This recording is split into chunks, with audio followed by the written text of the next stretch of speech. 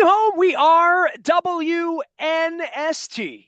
AM 1570, Towson, Baltimore. We are Baltimore positive.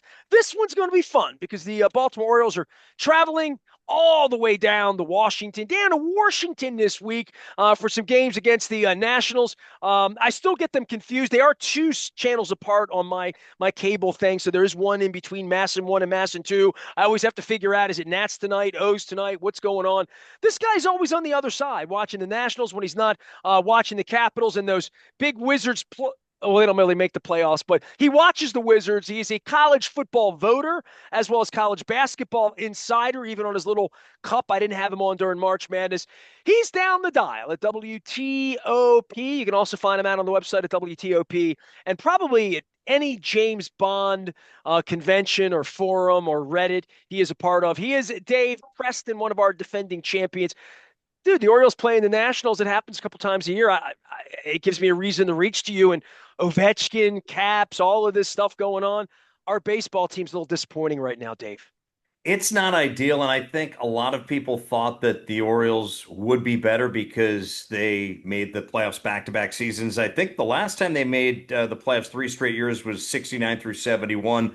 Different era completely as far as postseason qualifications. A Same lot of orange people, uniforms, though. You did see yes, that? Yes. Or just. I yeah, know they what a got to get. fashion guy you are, Dave. I can't tell you how much dye and curtains were killed to make those uniforms. Nationals, I think a lot of people thought that this would be the year that they would go from pretender to contender. Now, you look at the schedule, front loaded, just a tough April.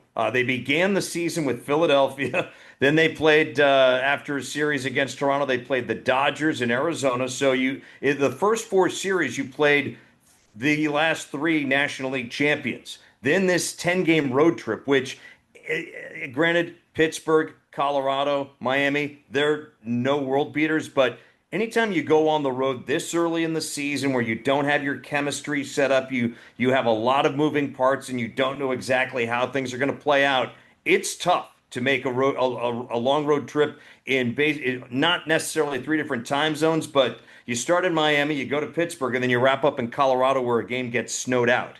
And they flew back Sunday evening. I think they got back Monday morning at 7 a.m. It's whatever the red eye is. This flight was one worse than that. And then they come back from this road trip, and then they have two bellwether series, one against the Orioles and the other against the New York Mets, who have Juan Soto and who currently lead the majors in ERA. So this is the fact that they have a losing record at this point, the Nationals. I'm not surprised. I think they're going to make their hay if they do so once the calendar turns to May. But what a tough schedule so far. And just looking up the street to what's going on with the Orioles, you've got the worst bullpen in the majors in Washington, ERA, I think, over 7, and ERA over 6 for the Orioles rotation. So it's one of those things that, it could, what do they say? Something's got to give. No, a lot of things could give this week. I'm going to take the over, and I think each and every game this week. Well, yeah, and the over on the time as well, because there'll be some Right. pitching changes. Dave, just on the Baltimore Washington baseball wars. I mean, give your background. I mean, you always Right. talk about waiting tables back in the day and all that, being a fan. And you're from my wife's hometown in Manchester, New Hampshire, and that part of the world. But like, you've been here a quarter of a century, doing most of this professionally, watching the birth of the Nationals, Right. watching the birth of Nat Masson, watching Angelos, Lerner, the teams, a parade in Washington. Not really a parade because they won sort of in a weird time, but Mhm. nonetheless, the whole notion of baseball in this corridor, I say Peter Angelo's lied to me about virtually everything. He told me a lot of lies. He lied to a lot Didn't of he people. didn't he tell you it was Tuesday when it was a Thursday once too? Well, Just yeah, I to, mean, he's one of those kind of cats. But the one thing that I go back and I try to find, I'm Baltimore positive, so I'm trying to find the right. truths here. He did say, we don't believe there should be a team in Washington because if there's a team in Washington, it'll split the markets and neither one of them will have any money to be any good. That feels like a prophecy, 30 years Right. later in the way that baseball doesn't share revenue and the way that it probably should in so many ways. But there is a point with this where, like, Washington had a parade and had sort of a glory era and could have had a couple of them. The Orioles have had a couple of blips here. But it does become exceedingly hard when your best players are playing in Philadelphia and New York now. Right. After all of this and the parade and all that, you've got an owner that doesn't feel fully committed. You don't know what's going on, the television network, all of that.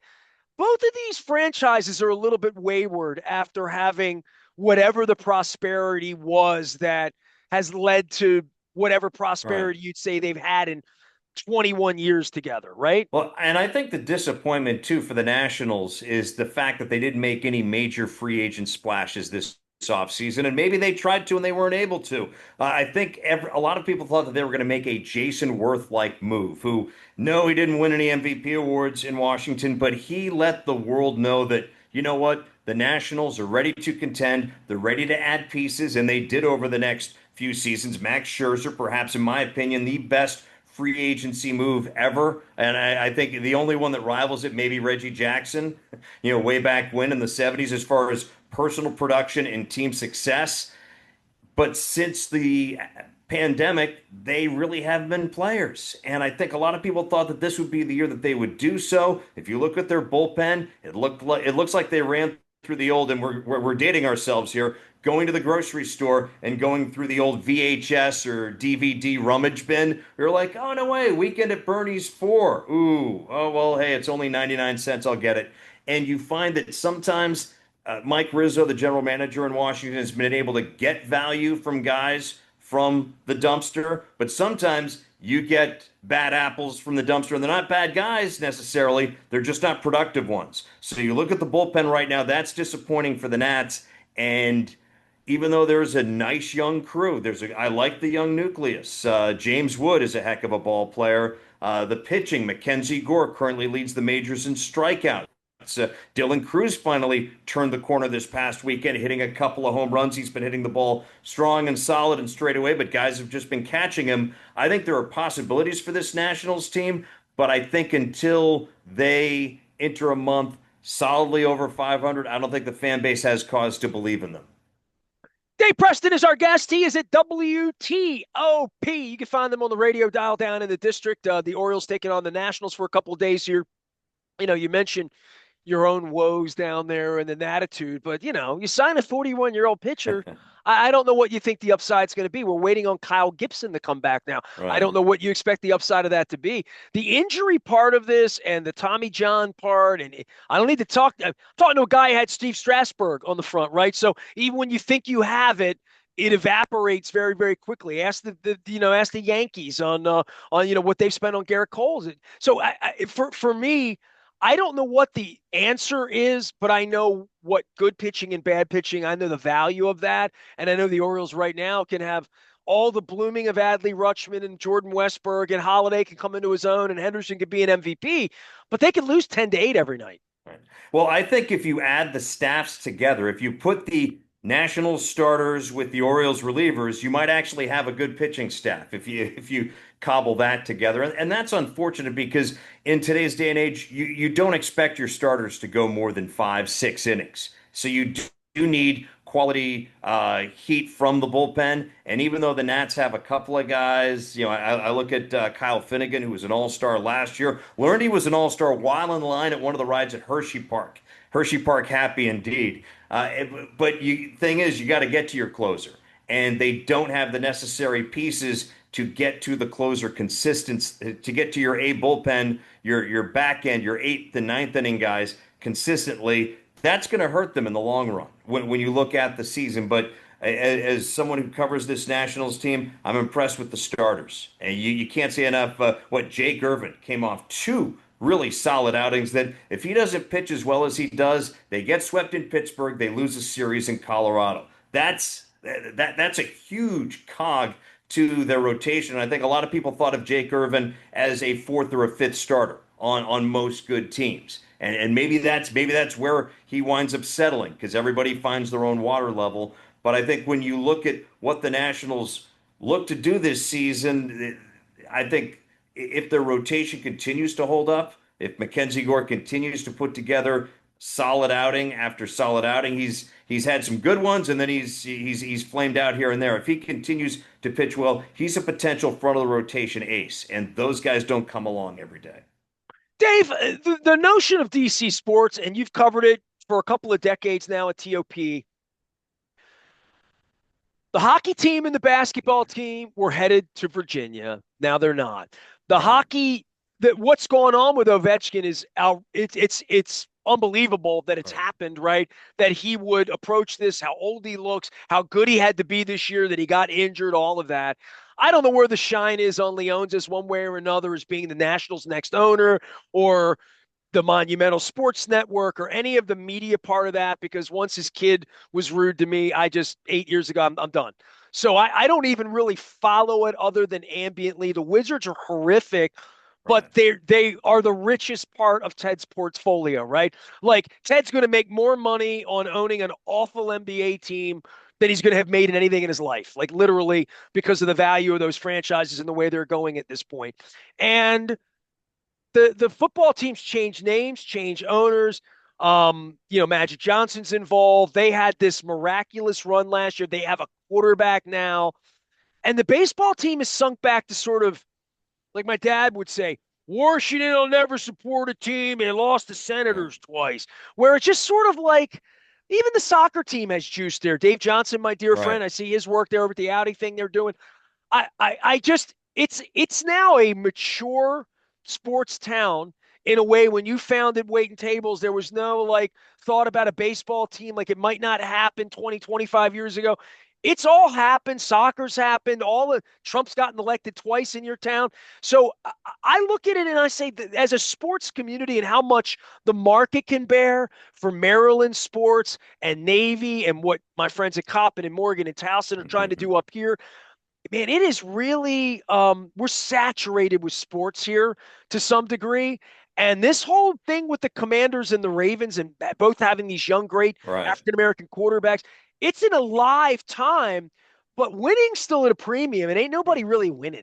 And of course, we're missing the big ship right there by not mentioning the Washington Castles, a world team tennis dynasty. Markine will tell you they won like I don't know how many games in a row, or Oh, matches, I've or never whatever they heard of want to them. call. Tell me about. I don't. Washington Castles World Team Tennis. Oh my goodness, I we heard have quite a a bit about them. Yeah. Baltimore Banners jacket Okay. Oh, that that's I nice. got through Is Phil it Jackman. satin? It is polyester, my man. I It like looks it. like, I swear to God, if you think of what Evil Knievel wore, it looks just like it's 1972, 70. Yeah. Baltimore Banners, baby, Jimmy I know. Connor. Let's Yeah. go. Well, and we're talking about banners, and I think you mentioned the Capitals, Nestor, just and the season that they had, and when you look at years from now, when we look at back at 2025, we're going to look at this as the season where Alex Ovechkin broke Wayne Gretzky's record for career goals. As somebody who grew up following sports, and I don't remember the day that Hank Aaron hit number 715, but that's what this chase felt like down the stretch, or from what I've been told. And what's great about this season for the Capitals is that not only did Alex Ovechkin break the record for goals set by Wayne Gretzky years ago, but they weren't hollow goals. This team is contending. They won the division, first time since I think 2021. They're the top seed in the East. They have a chance to win a playoff series and make a deep run in the postseason for the first time since they captured the Stanley Cup back in 2018 with a somewhat old nucleus way back then.